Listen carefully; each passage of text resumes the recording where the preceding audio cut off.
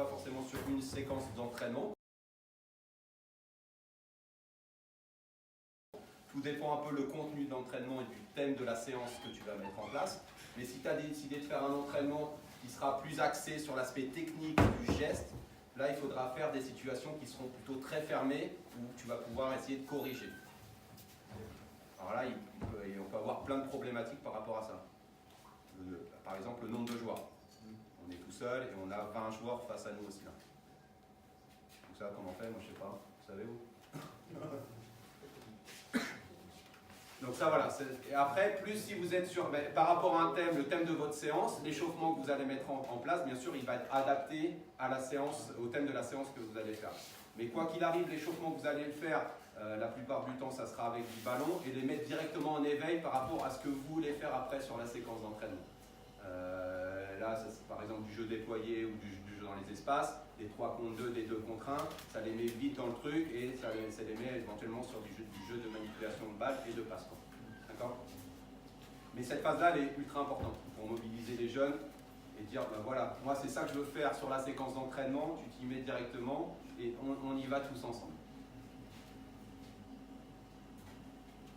Des questions? Après, il faut vraiment, à mon avis, quand même passer du temps. Il y a différentes catégories d'âge, là, j'ai entendu là, sur les séquences d'entraînement. Je sais qu'on a peu de séquences d'entraînement sur les différentes catégories qu'on peut entraîner. Mais chez les petits, que ce soit chez les U10, les U12 et les U14, je vous dirais même les U14, c'est trop tard. Les U10 et les U12, il faut passer par ces temps de travail où c'est très fermé et où on travaille sur le geste technique. Ça, c'est vraiment important pour corriger. C'est là où ils commencent les joueurs à faire des mauvais gestes et qu'ils gardent en fait tout au long de leur parcours de formation. Et après les corriger, après c'est extrêmement dur. Donc là il faut passer du temps en U10, en U12, un peu en U14 à travailler sur ce geste. Sur ce geste de la passe, sur ce geste du plaquage, du positionnement, de la sécurité et ainsi de suite. Il faut prendre du temps. Pour moi une passe c'est une passe qui va arriver dans les mains du réceptionneur. Qu'elle soit brillée ou pas brillée, du moment qu'elle arrive dans les mains, dans la bonne zone, ça sera une passe qui sera réussie. Après, sur la démarche pédagogique avec les enfants, il faut commencer déjà avec une passe non brillée, à mon avis, parce qu'on va être sûrement plus précis au départ sur une passe qui ne va pas être brillée, parce que la plupart du temps, les petits en U10, U12, ils font des passes brillées, mais ils forcent en fait leur geste. Et ça ne va pas forcément très loin, ou c'est pas forcément très précis. Donc ça veut dire que si vous, à un moment, vous en avez marre de ces passes brillées qui partent un peu dans tous les sens et qui sont imprécises, ça veut dire que c'est commencer dans les échauffements, là on a fait les échauffements de balle par exemple, et on ne fait pas de passes brillées, c'est que pousser, que pousser. Et ça va justement permettre de travailler sur le placement des bras. Ça veut dire que là, pour pouvoir pousser, ici comme ça, je ne peux pas faire des passes ici comme ça. Si je suis ici comme ça, je vais chercher la balle et j'ai le coude un peu plié, je vais pouvoir pousser avec tout le reste du coude, tout l'épaule et la main pour pouvoir finir. D'accord? Donc, c'est-à-dire être exigeant sur les petits ateliers que tu fais. Pas de passe, juste pousser avec le ballon sans briller. Voilà. Après, ça vient progressivement. Ça vient progressivement. Plus on va monter le niveau, oui, plus l'exigence va être forte aussi sur allonger sa passe, donc plus la technique de brille va arriver. Et ça sera tous ces gestes de placement déjà des mains sur le ballon, de finition du geste. Ça, c'est des heures de travail, de manipulation de ballon pour travailler cette technique de brille aussi. Autour de la passe, l'acte de fixer le joueur adverse, parce que l'acte de fixer le joueur adverse, il se fait dans la course plutôt que dans la position au moment de la passe. Le geste que tu fais, ça veut dire que le joueur regarde un petit peu le partenaire vers qui il va passer la balle. Parce qu'il tourne les épaules, il tourne la hanche, et il met un coup de corps pour allonger, pour mettre du poids.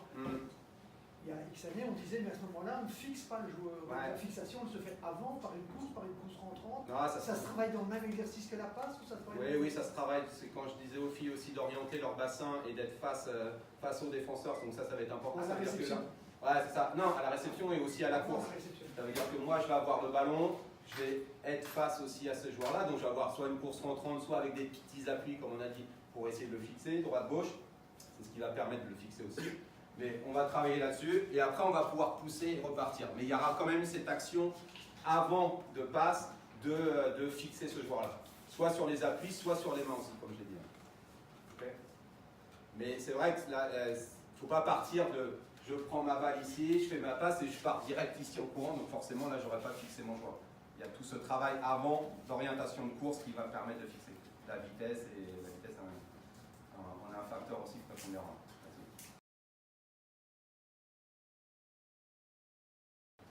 Alors il y a toute cette difficulté en fait aussi de savoir qui je vais cadrer en fait.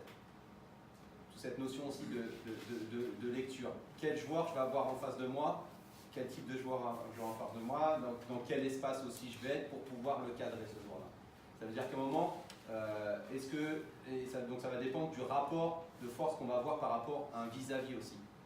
C'est-à-dire qu'à un moment, moi je vais analyser, moi je suis joueur avec un potentiel, donc je vais vite, d'accord, et j'ai une qualité d'appui, et en face de moi j'ai un avant. D'accord ? Donc ça, cette analyse aussi du rapport de force, ça va être important. Ça veut dire que moi, je ne vais pas forcément m'organiser de la même façon que si j'ai une autre personne qui va aller plus vite et qui va peut-être pouvoir rattraper la personne à qui je vais faire la passe un peu plus loin. Vous comprenez ce que je veux dire ? Ça veut dire que voilà, j'ai une personne en face de moi avec un potentiel qui va un peu moins vite. Je ne suis pas obligé d'aller trop loin, trop proche de lui pour pouvoir le fixer. Rien que sur la passe, éventuellement, je vais pouvoir le décaler et ça va pouvoir aller plus loin, un petit peu plus vite. Donc il y a cette notion aussi de rapport de force qui va faire que je vais adapter ce cadrage et cette distance que je vais avoir aussi avec le joueur. Si j'ai un joueur en face, je le vois, je l'ai vu qui va assez vite et qui a du potentiel, là je vais devoir mettre des outils en place pour essayer de pouvoir le cadrer ce joueur-là. Les appuis, l'orientation du bassin et essayer de le fixer. Ok ? On est sur ça. Ouais. Petit souci dans notre club, c'est qu'on a beaucoup de poids plumes dès le plus jeune âge, tu vois. Donc, est-ce que tu dois adapter ton style de jeu ou est-ce que tu dois vraiment te focaliser sur certains skills pour pouvoir être toujours dans ce rapport de force, poids plume, etc. Même si on sait que c'est déficitaire sur des phases de contact. Ouais, j'ai pas compris la question. C'est très simple, c'est très simple sur des U10 où tu vas avoir des gamins qui ont 40 kg, 35 kg de bras levés, face à des gamins d'autres clubs qui sont à 70, 60, 70 facilement. Ouais. Et ce déficit est sur toutes les catégories d'âge. Qu'est-ce que tu fais? Est-ce que tu adaptes ton jeu par rapport à ça à tout niveau ou bien Non, mais après là c'est comme tu dis aussi par rapport au groupe qu'on a. À un moment aussi, on s'adapte par rapport au groupe de joueurs qu'on a, que ce soit dans tous les niveaux de catégorie. On a des joueurs, on les a évalués, et par rapport aux joueurs qu'on a, on va proposer un type de jeu bien précis. D'accord ? On va l'adapter aussi par rapport à ça. Ça ne veut pas dire qu'on va se restreindre à des choses, mais on va l'adapter. Si on a des joueurs qui sont plutôt manipulateurs et qui bougent comme ton équipe, là, qui font beaucoup de passes et qui sont beaucoup sur le jeu de déplacement et ainsi de suite, je t'entendais parler aussi d'un moment tu vois, sur la philosophie de jeu de l'équipe ou le projet de jeu de l'équipe. Voilà, ça à un moment il faut le déterminer aussi avec eux, avec les joueurs.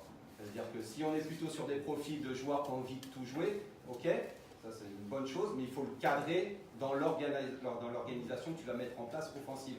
D'accord ? On va pouvoir faire des choses, mais aussi dans un cadre, avec du déplacement de joueurs, avec des rôles de joueurs bien identifiés. D'accord ? Mais voilà, c'est juste, vous notez cette notion sur l'aspect cadrage, je vais cadrer un joueur, c'est aussi qu'on joue sur un rapport de force. D'accord ? On n'est pas là juste pour fixer et donner. On n'est pas là juste pour ça. Okay ? On est là aussi pour analyser ce qu'il y a en face de nous.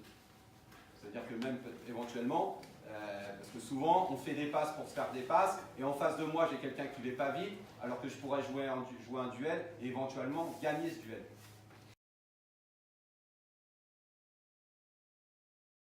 Something from all that, and I think in the back the question was how, the why, you show. So how many of us as coaches tell our players why we want them to do these things? Combien d'entre vous en fait posent la question à vos joueurs, pourquoi est-ce que l'on effectue cet exercice tout simplement? Est-ce que vous prenez la peine de poser la question à vos joueurs, pourquoi l'exercice?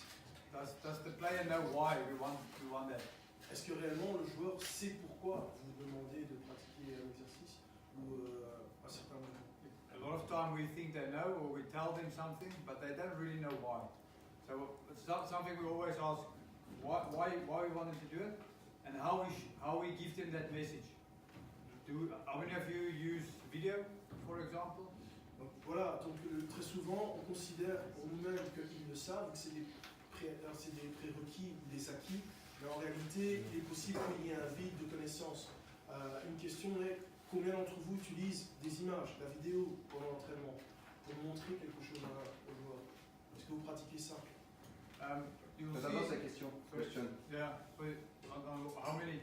Combien? La vidéo. Ouais. Donc pendant l'entraînement, vous prenez une vidéo et vous montrez. Ou éventuellement pas pendant l'entraînement, mais pas simplement. So, Le soir. sorry, we all say it's difficult, but with with phones and things, you will see the players more and more. They don't really listen when we talk. La réalité, c'est que de moins en moins, les joueurs nous écoutent quand on entraîne. Donc, vous pouvez en fait, pendant l'entraînement, utiliser votre téléphone, filmer une séquence et, à défaut de parler pour parler, juste leur montrer. Pour qu'eux-mêmes visualisent en fait leurs erreurs et à partir de là, avoir un débat. And then Julian did it this week as well with the players, just to show them what we mean by elbow up.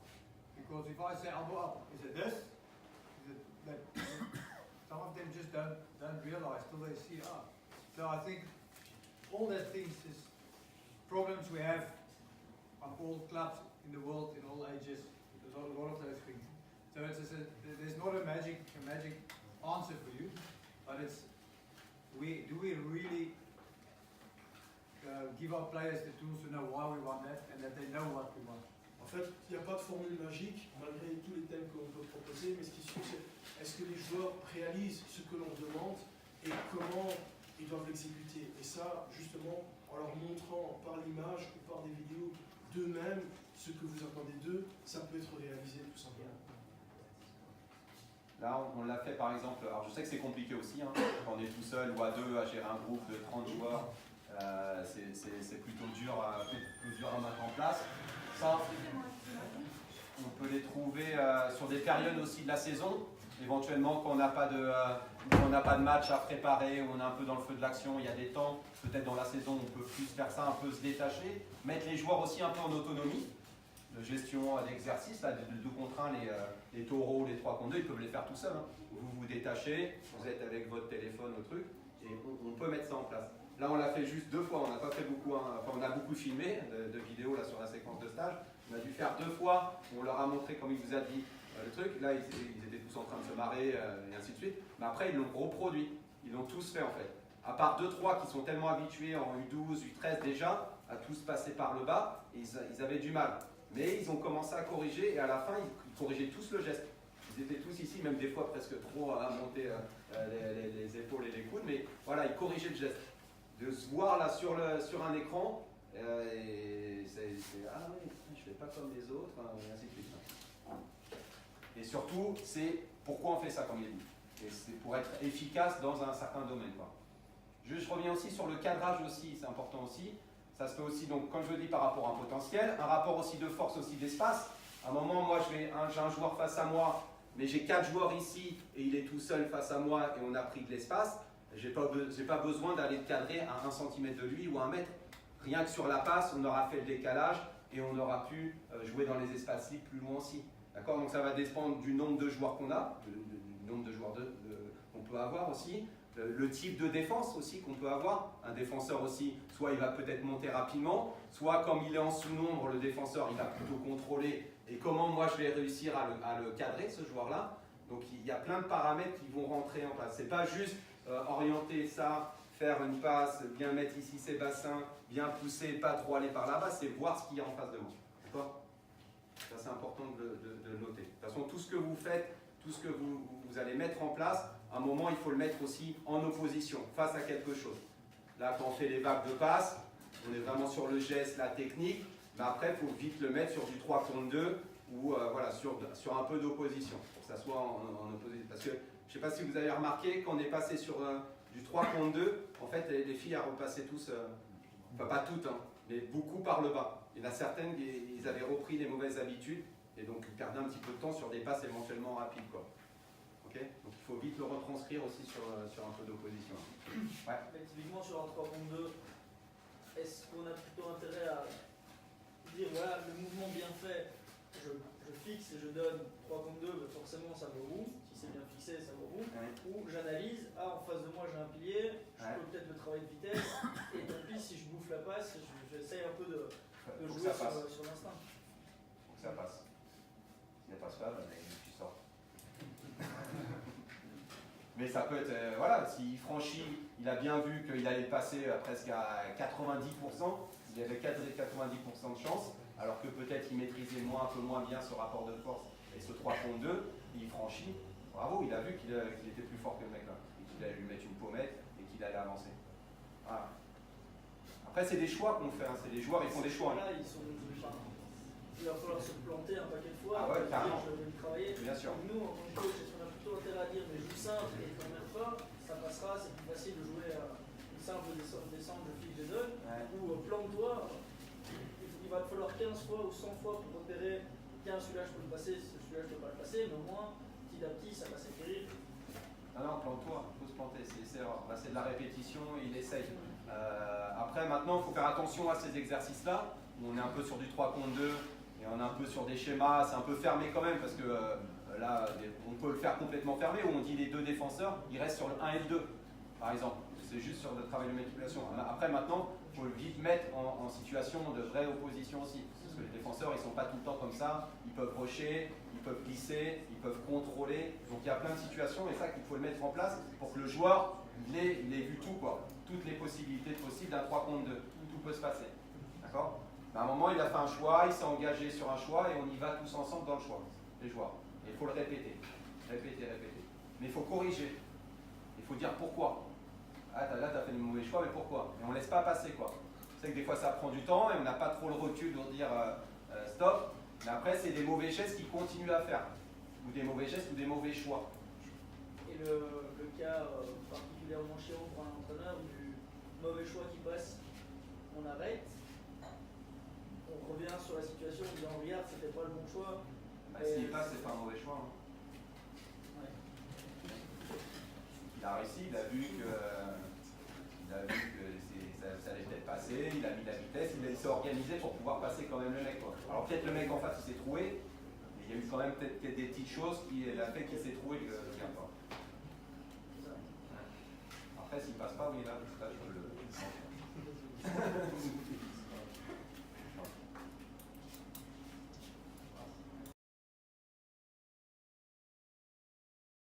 Ça va un peu sur le jeu sans ballon là, qu'on disait aussi, c'est un peu lié aussi à ça là, donc il y a ces porteurs de balles et ces joueurs qui sont sur le truc, et c'est lié aussi sur la communication dont tu parlais aussi tout à l'heure. Ça va être des facteurs qui vont être importants de ce travail sans ballon. C'est bien de jouer sans ballon, alors souvent on est focalisé hein, plus chez les plus petits ou chez les débutants, ben, on regarde que le ballon et on ne regarde pas ce qu'il y a en face. Donc ça, il y a plein de situations à mettre en place justement, se décentrer du ballon et regarder vraiment qui j'ai en face de moi ou pas en face de moi. Donc ça, il faut vraiment être focalisé. C'est un moment, si vous travaillez sur ça, votre exigence d'entraîneur, c'est de regarder les joueurs qui n'ont pas la balle. Et c'est pas de regarder aussi que la balle aussi et les porteurs de balle. Regardez les attitudes. Là, on a travaillé sur du 1 plus 1, 1 plus 1 contre 1 plus 1, d'accord? Et on travaillait sur le soutien du joueur. Moi, je ne regardais pas le 1 contre 1, le plaquage ou le jeu debout, je regardais le plus 1, parce que j'étais sur le focus du soutien. Et là, on voit plein de choses en fait. On voit le passeur, donc qui a fait sa passe au truc, et qui regarde que lui. Et qui ne regarde pas ce qu'il y a en face ou des défenseurs, voilà. Ou est-ce que je vais mettre de la continuité, ou est-ce que je vais devoir conserver. Et là, juste sur 2-3 consignes, non stop, tu ne regardes pas là-bas, tu regardes ce qui est en face de toi. Et là, tout de suite, les gamins, ils font la passe, ils regardent là, et après, ils voient, est-ce que je vais pour jouer la balle, ou est-ce qu'il va y avoir un défenseur qui va venir contester, donc là, moi, je vais devenir nettoyer. Mais voilà, c'est aussi se détacher d'entraîneur du porteur de balle. Voilà, vous avez décidé de voir les soutiens, regardez que les soutiens. Donc, les joueurs qui sont proches ou les joueurs qui sont loin. Donc toute la redistribution des joueurs. Et ça, après, on va rajouter là-dessus donc tout l'aspect technique, timing de course, d'accord, ou occupation de l'espace, tout ça en mouvement, et l'aspect communication. Donc ça, c'est voilà, toute l'information qu'on va pouvoir donner au porteur de balle. Porteur de balle qui est focus sur éventuellement son duel à jouer, je suis là-dessus, je veux le gagner, et je ne regarde pas si j'ai un mec là, si j'ai un mec ici, c'est compliqué. Même à très haut niveau aussi, c'est compliqué. D'accord? Donc s'il n'y a personne qui lui dit je suis à droite, je suis à gauche, garde le ballon ou fais-moi la passe, c'est encore plus dur.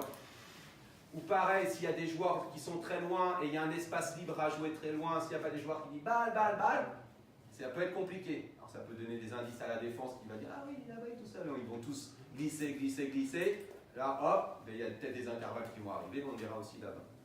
D'accord ?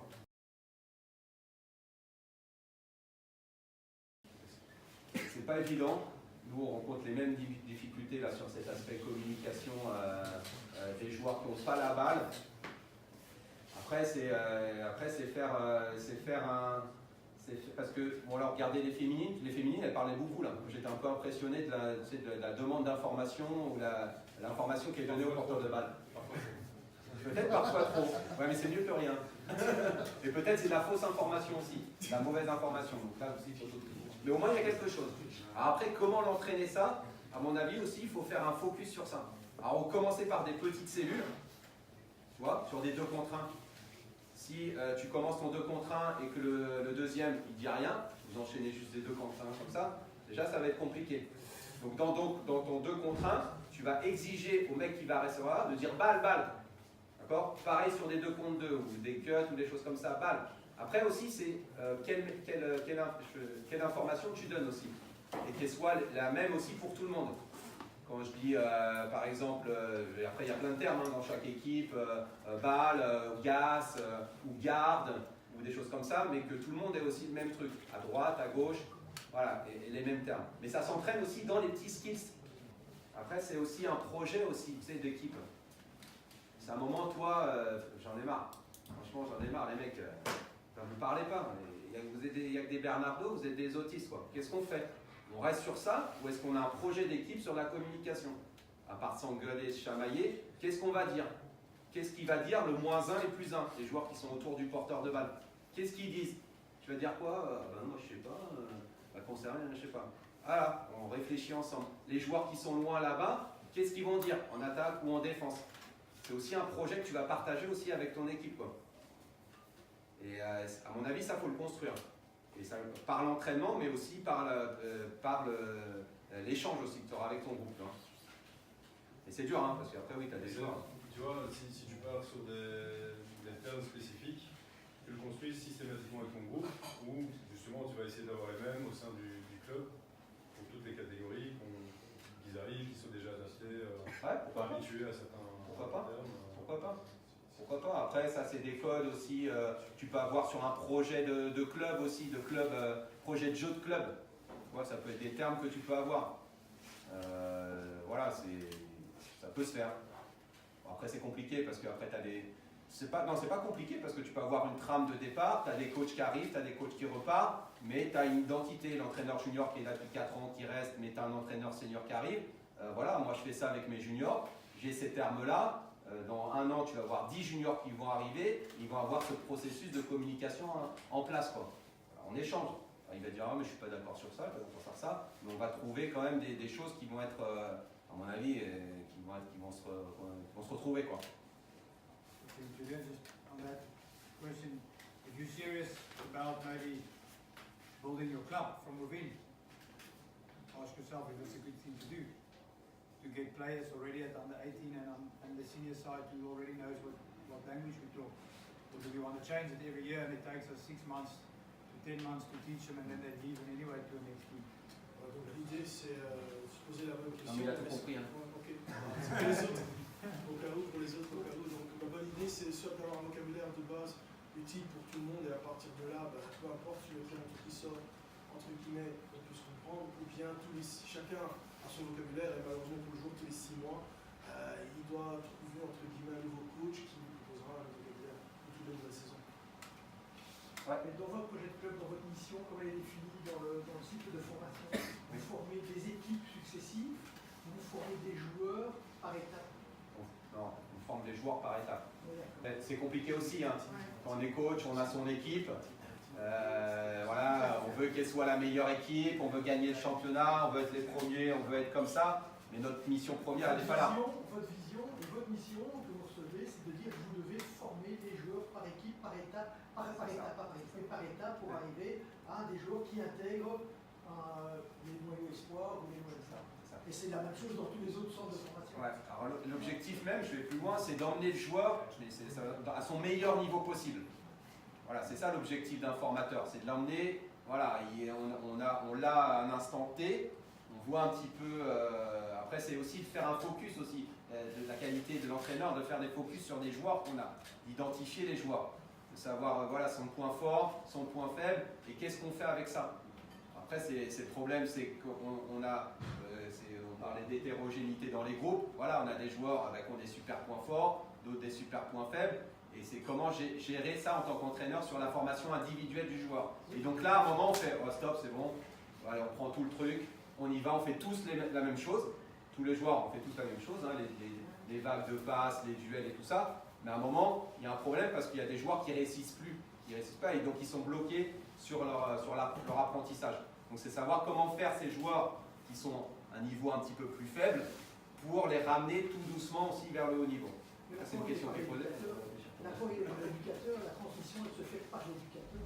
C'est là qu'est l'apport, la différence, c'est l'éducateur qui le transmet. Ouais. C'est pas le principe de l'équipe, c'est pas le niveau de l'équipe, c'est chacun qui transmet. Il y a des sports, par exemple, où dans les centres de formation, des sports vraiment et des équipes, des clubs qui sont extrêmement formateurs dans les sports collectifs, où les entraîneurs, les éducateurs changent tous les mois et demi. Ils changent de catégorie. Parce qu'ils ont une autre approche, ils ont un autre regard, ils ont une autre vision. Et ils apportent autre chose, mais sur des mêmes thèmes, sur des thèmes de formation. Ouais, pourquoi pas. Alors après, c'est tous les mois. Il faut cacher son équipe. C'est quand même chaud. Mais bon. I think it's, sorry, I'll jump in there again. If we teach our players all the skills they need, so I always, as a coach, what's my job to? It's maybe a difficult question or different question for different levels. What's my job? I want to win a trophy or. Quel est mon travail en tant que coach en fonction des différentes catégories et quel skill je dois lui apporter en fonction des différentes catégories? C'est la question qu'un coach doit se poser. But I believe as a youth coach, we always have to equip the player to become the best he can. En tant que formateur de jeunes, il faut équiper l'enfant le mieux possible pour qu'il soit le meilleur possible. So that's a question each club have maybe to answer in themselves. But I always see as a coach, if I coach a player and I don't give him all the tools that he would need to become a national player for Belgium, I'm not doing my job good enough. Si je ne fais pas mon job en tant que coach pour pouvoir l'amener avec les éléments nécessaires pour atteindre le niveau national, en tant que coach, je considère que je n'ai pas atteint mon job. Et il dit chaque club doit pouvoir trouver sa propre définition de quelles étapes chaque génération directement devra avoir. It's a difficult one because not everybody will agree on that. But why do we coach rugby? C'est une question ouverte. Chacun a envie d'avoir sa pensée, en effet. Mais la première question, c'est pourquoi on entraîne. To make our players better or to just win a trophy? It's a difficult question. Pour gagner des trophées ou bien tout simplement pour, entre guillemets, apprendre et former votre joueur. It might be on a different level, it's a different question. Might get fired tomorrow. Après, sur la question de l'hétérogénéité, je ne sais plus quel groupe c'était là. Donc c'est vrai cette difficulté qu'on a dans notre groupe de gérer aussi les joueurs, là, les joueurs qui ont des qualités physiques, techniques, de lecture et ainsi de suite, et des joueurs voilà, qui sont un peu mieux. À un moment aussi, on est dans ce rôle d'éducation, d'éducateur, alors peut-être c'est un peu plus compliqué sur les pôles espoirs, peut-être, enfin sur les pôles seniors. Mais voilà, c'est aussi peut-être avoir une attention un peu plus poussée aussi sur ces joueurs-là. On a identifié peut-être un ou deux joueurs qui n'arrivent pas du tout à faire des passes. C'est un moment, comment je vais les accompagner pour, voilà, donc ça veut dire éventuellement les sortir, soit avant l'entraînement, après l'entraînement ou dans l'entraînement, les faire aussi réguler aussi par d'autres joueurs qui sont aussi dominants, sur là, qui ont une qualité de super de passe, briller à droite, à gauche ou pousser sur que du poignet, mais qu'ils accompagnent aussi ces joueurs-là, mais avoir nous un focus un peu plus poussé. C'est-à-dire que quand on fait des vagues de passes, moi je vais mettre derrière le joueur qui a un peu plus de difficulté parce qu'il passe tout le temps par le bas et je reste tout le temps derrière lui. Et je lui dis non, lève les coudes, lève les coudes, lève les coudes, lève les coudes. Et après on le filme. Hop. Et puis après on prend un peu de temps, si on a un peu de temps, des fois c'est compliqué, on lui montre. Mais on est toujours derrière lui, toujours derrière lui. Ah. Comment? On corrige. Et on corrige. Et on corrige. Pas, tu sais. Ah, c'est ça. C'est ça. souvent, pas souvent, mais c'est vrai que des fois on est dépassé aussi par les événements et par l'exercice qu'on fait. Voilà, on fait les exercices, et comme il a dit Cobus, pour faire l'exercice. Mais c'est pas ça l'objectif. L'objectif, on fait un exercice parce qu'on a une stabilité, on a un objectif. Et ça, on le partage avec les jeunes. On dit aux jeunes, moi je fais du 2 contre 1 parce qu'on va faire, après, on va travailler sur une forme de jeu qui sera plus sur du jeu déployé, sur ça. D'accord? Là, on va faire un petit peu de technique de 1 contre 1 sur du plaquage, juste sur du positionnement de tête, de placement des jambes et d'organisation, parce qu'après, on va faire de l'organisation défensive. D'accord? C'est tout ce travail technique qu'on va mettre en place. Moi, je vais faire, là, on était sur du jeu, donc du porteur de balle. On a fait tout un travail d'échauffement sur qu'est-ce que le jeu avant le contact. D'accord? Travail de pied, de technique, d'appui, de changement de direction, de main ici. Après, sur le travail au contact, plein de petits exercices de skill qu'on peut faire au contact et après contact. Et après, on travaille sur la circulation, en collectif réduit ou en collectif total. Et là, on veut voir, est-ce qu'ils refont ce qu'ils ont un peu mis en place avant. C'est ça aussi. On a tendance à avoir plein d'objectifs en fait. Ou des fois, on régule sur des matchs. Donc là, dimanche dernier, bon là, je me suis pris le rouge, j'ai pris 10 essais, on va faire que de la défense. C'est parti, on y va et on s'organise. Pourquoi pas, hein, ça peut être une solution. Mais voilà, qu'est-ce que j'ai fait comme exercice pour améliorer tout ça? Donc tu as tendance, en début d'entraînement, tu as tendance à expliquer et de dire voilà, on va bosser ça parce que derrière j'ai envie de développer ça sur l'entraînement. Ouais, complètement. Complètement. Tu vas pas faire des jeux de passe si tu vas faire la défense après. Oui, non, je veux dire, on essaie de mettre une structure dans l'entraînement, mais l'idée c'est que tu la communiques même, enfin tu la communiques directement au joueur dès le début en disant voilà, on démarre là-dessus, ensuite on va enchaîner avec ça, et derrière parce que l'idée j'ai envie qu'on avance sur ce thème-là. Mais là on a fait, regarde, là on a présenté à chaque. Alors après c'est compliqué, on ne peut pas le faire partout aussi. Hein, là c'est nickel, hein, ceux qui sont ici, c'est génial pour faire ça. On n'a même pas ça, c'est pas français. C'est hop.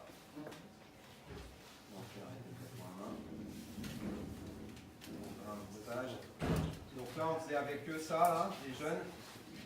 C'était sur le stage de cette semaine. C'était U14-17.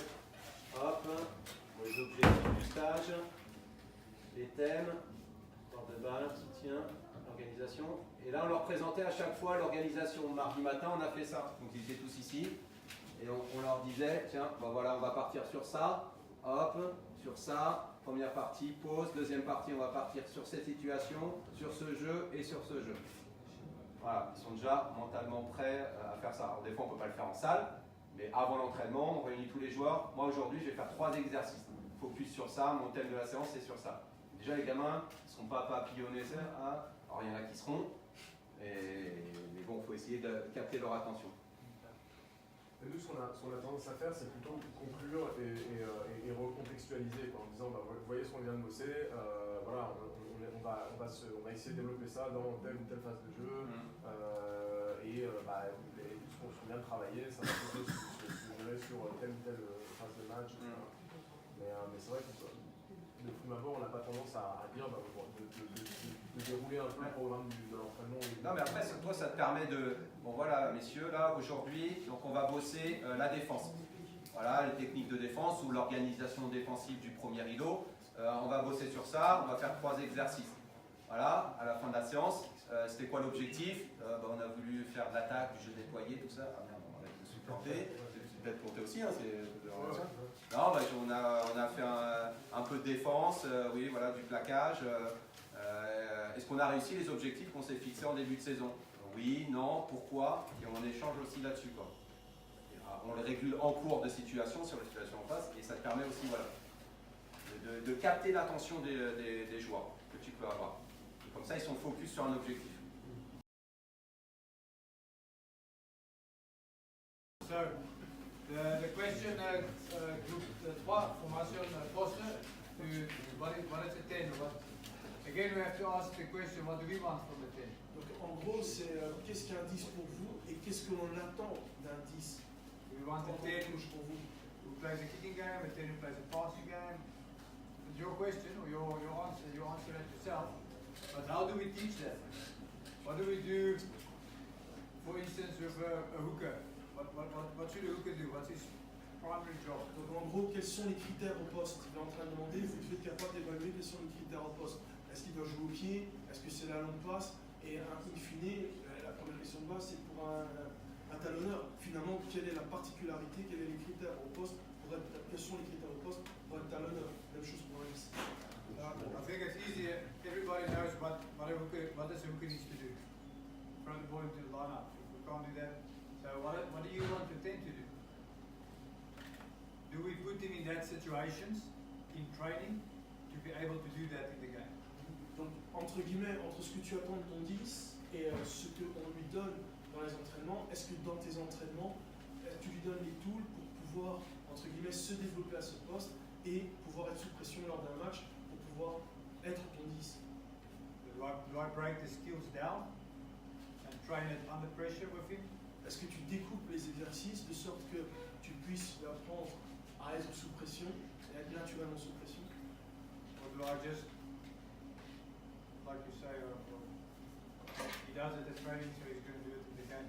There's always, do I tell him what do I need from him?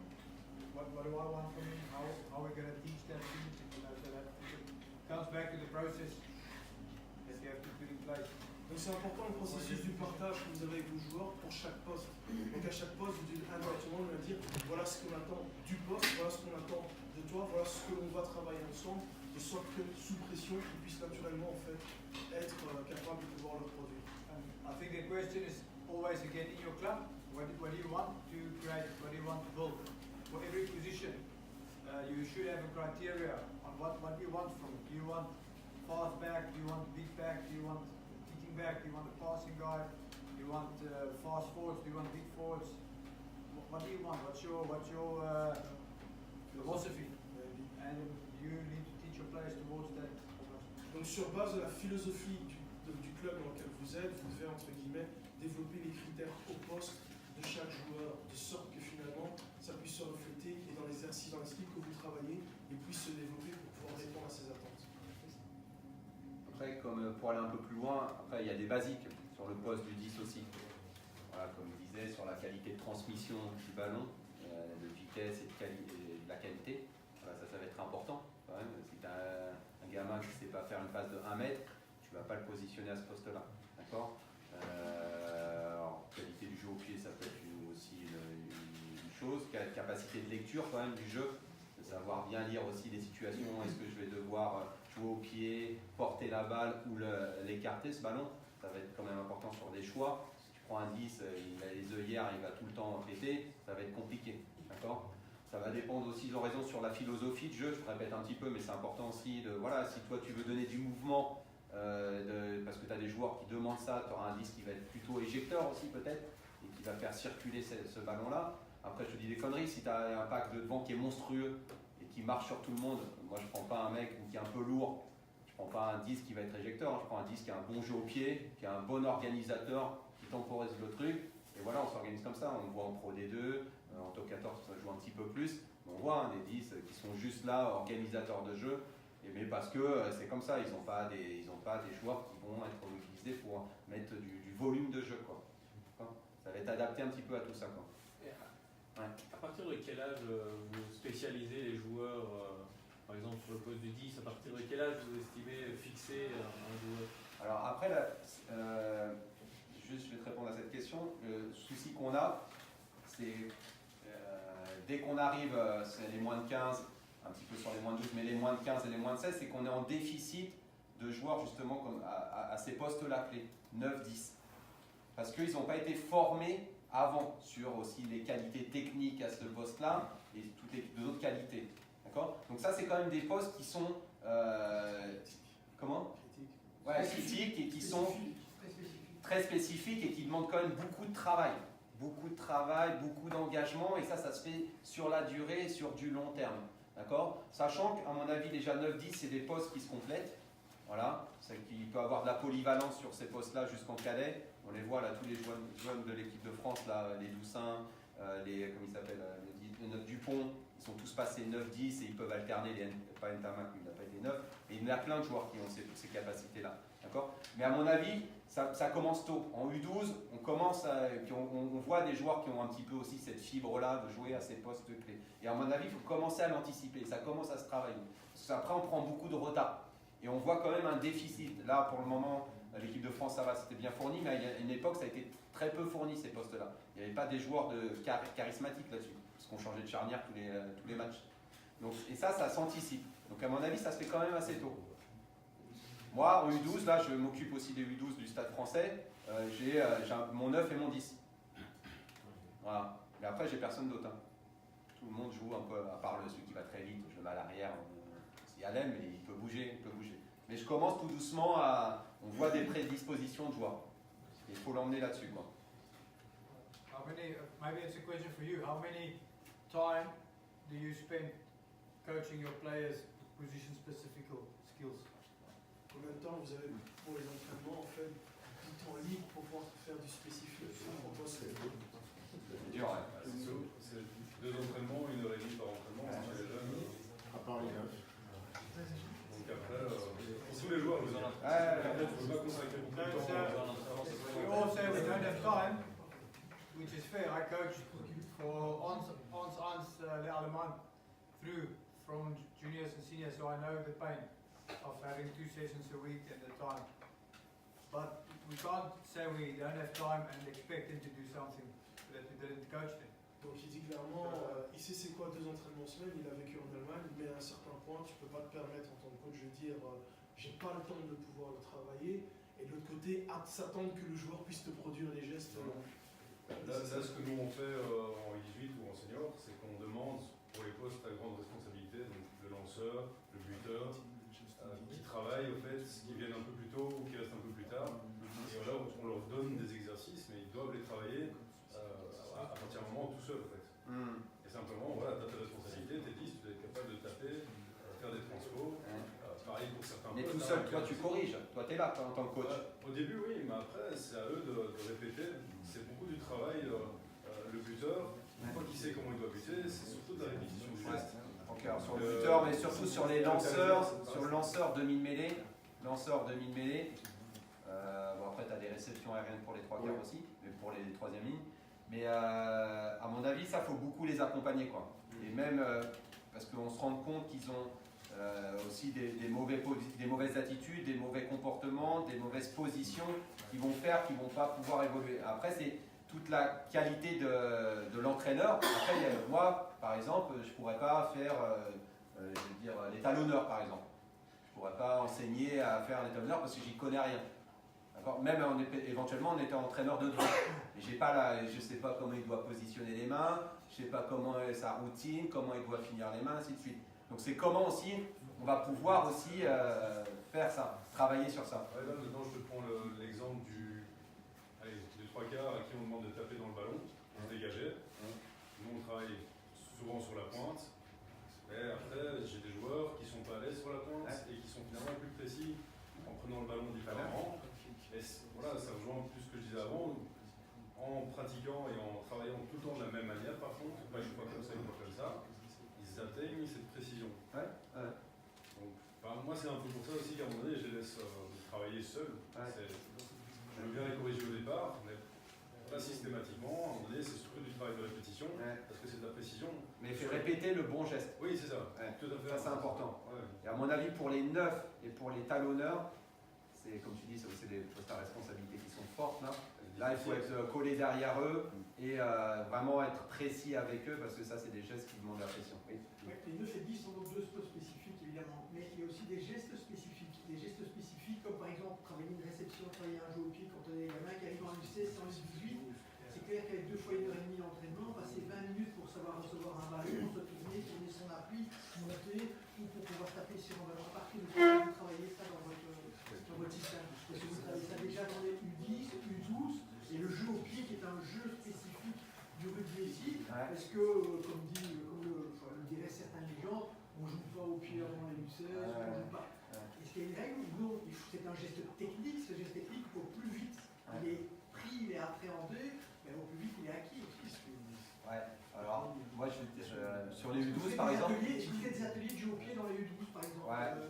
Non. Non, moi je fais pas. Je fais pas parce que c'est pas une de mes priorités. Mais après c'est un choix que j'ai fait. Hein. J'ai fait un choix. Après maintenant parce que aussi dans notre organisation peut-être du projet de l'école de rugby, on ne s'est pas calé sur, tu vois, sur cette marge de progression sur tous les différents domaines. C'est pas les critères. Voilà. Mais ça, c'est à nous de le définir aussi. Tu vois, ça veut dire, j'ai une connerie, peut-être en U14, on commence à faire du pied. Pour les premières années, on met un peu plus de temps. Après, il y a sur les YouTube, il y a aussi, sur le site de la FFR, il y a plein de choses. Il y avait un séminaire là d'entraîneurs du Nord-Est, là, où il y avait, comment il s'appelle, celui qui s'occupe des skills de l'équipe de France, je ne sais plus comment il s'appelle. Il y a un entraîneur des skills de l'équipe de France qui propose plein de petits jeux de manipulation. Justement sur ce travail de réception à pleine vitesse de ballon, où on a du mal à attraper, plein de jeux en amont pour pouvoir attraper ce ballon et de manipulation de ballon. Donc il y a plein de choses. Après c'est aussi... Ce contenu, il est dispo là ? Ouais, sur le site de la Fédé. Ah ouais? Ouais, vous savez, il y a plein de vidéos, c'est sur des YouTube. Ouais, c'est qui aller chercher, mais je crois qu'il y a 60 pages d'exercices qui sont chargeables en PDF sur le truc. Alors après, il faut faire attention avec les exercices aussi. Voilà. Très cérébral, pas adapté à vos joueurs, à vos niveaux de joueurs aussi. Donc il faut aussi essayer de bien réguler aussi ce choix d'exercice et de les comprendre, comme tu dis. Des fois, c'est un peu cérébral, les objectifs, les buts, les comportements attendus. On voit des trucs qui partent un peu dans tous les sens. Voilà. Mais maintenant, faites votre propre source aussi à vous. je trouve que le plus important, c'est de corriger l'exercice. Ouais. Parce que tous les meilleurs exercices du monde, tu les corriges pas, ça sert à rien. Aussi. Ouais, mais il faut savoir aussi, tu sais, quand tu débutes ou tu commences, je veux faire du jeu déployé. Voilà, qu'est-ce que je vais faire, quelle situation je vais mettre en place pour travailler du jeu déployé. C'est dur aussi de trouver aussi des contenus aussi, c'est pas évident. Mais de les corriger, ça c'est sûr, ça c'est évident, ça c'est une certitude.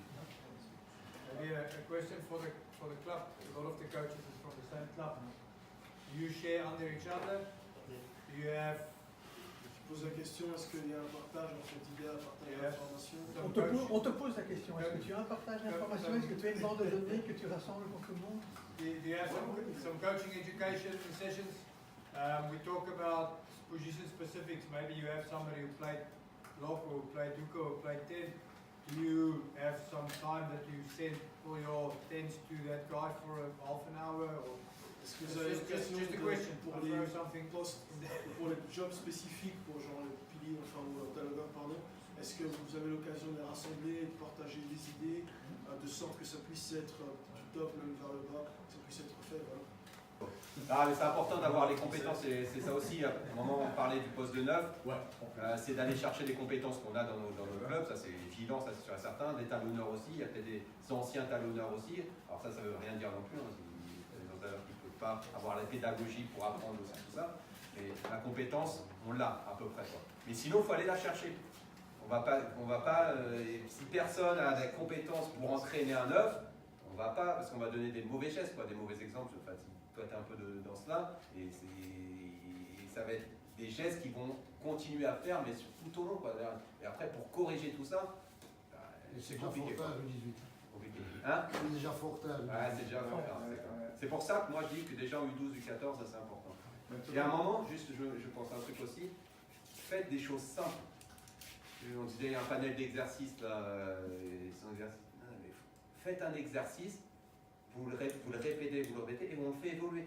Là, le 2 contre 1, du 3 contre 2, du 4 contre 3, on fait évoluer, mais tout doucement. Mais répétez les choses et faites-le. Allez pas changer toutes les semaines d'exercice. Non, on reste dans la continuité et on valide des choses.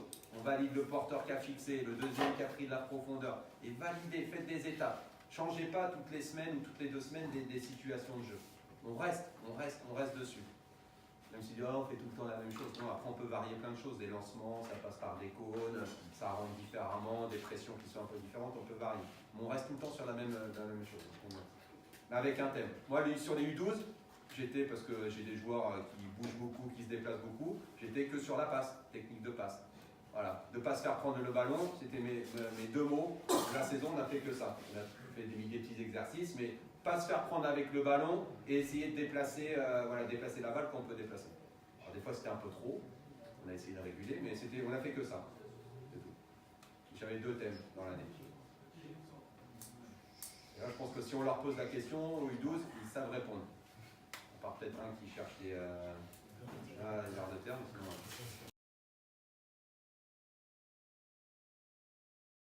Sinon, Si je peux rajouter sur les coups de pied, j'entendais tout à l'heure quelqu'un qui demandait à quel âge on devait travailler ça. Moi, je crois que le coup de pied doit d'abord être un amusement, un jeu au niveau des plus jeunes. Donc, il faut les laisser à la limite tout tenter. C'est à force de tenter qu'on va avoir des coups de pied entre, je sais pas moi, entre deux centres avec un ballon qui est bien envoyé, qui va rebondir, quelqu'un qui arrive lancé, qui prend au passage. On va avoir quelqu'un qui va savoir faire des coups de pied juste au-dessus pour récupérer le ballon dans le dos de la défense, et ainsi de suite. Et encore une fois, c'est en arrivant en U16 ou en U18 qu'il faut enseigner le coup de pied. C'est fini, là, c'est trop tard. Là, on est déjà sur le retard et on fait ce qu'on peut, on colmate les vrais. Et après, on s'arrache les cheveux dans les matchs parce qu'on voit des coups de pied. Voilà. Mais je pense que dans les très jeunes catégories, on doit les laisser utiliser. Donc, on doit le favoriser et que ça devienne un amusement. En fait, tu me provoques un contre un, je te fais passer le ballon dessus. Voilà. Et après, ça va devenir un automatisme dans certains cas. Et au-dessus, on n'aura plus qu'à, finalement, je dirais, c'est peut-être pas le bon terme, mais cadrer le coup de pied. Savoir quand faire, où le faire. Voilà. Ça paraît con, mais en 10, en fait, ils ont eu l'occasion, et on en a parlé. Lolo avait un samedi pris l'occasion de leur montrer un peu à taper dans le ballon. Et finalement, si tu veux, quelques fois aux entraînements, moi je le vois les mercredis, tu as des gamins qui instinctivement se trouvent le long de la touche. À force de regarder les matchs, tu en as quelques-uns qui essayent. Donc ça part. Des fois ça part dans les pâquerettes, mais il l'a essayé. Et c'est vrai, moi personnellement, je te dirais, tu peux commencer à partir de U10 de taper dans le ballon. Pourquoi? Si des gamins, si on ne stimule pas en fait au niveau du cerveau la capacité de jouer avec les pieds, parce que instinctivement le cerveau est apte à jouer avec les mains, si on ne stimule pas ça tôt, on voit ce que ça donne en U14, c'est une pagaille. Le gamin, la synchronisation du corps ne vient pas. Donc, U10, même U8, commencer à bêtement taper même dans un ballon de foot, parce que si les gamins de 4 ou 5 ans au foot arrivent à utiliser leurs pieds, pourquoi pas un rugby même en fait. Puis ça rentre dans la terme de jeu, le coup de pied, c'est important. Bien sûr, À un moment donné, si on est à la gomme, Et des deux pieds. c'est une forme de jeu. Les trois formes de jeu, c'est une. À côté de ça, on voit vite les coachs qui s'excitent si tu as un surnombre et qu'il y a quand même un jeu au pied. Donc, il faut aussi à un moment donné pouvoir prendre du recul et dire ok, pourquoi est-ce que tu as joué au pied alors qu'il y avait un surnombre? Parce que le surnombre n'a pas été communiqué, tu l'as pas vu, parce que tu as tapé parce que tu as bien tapé dans le ballon.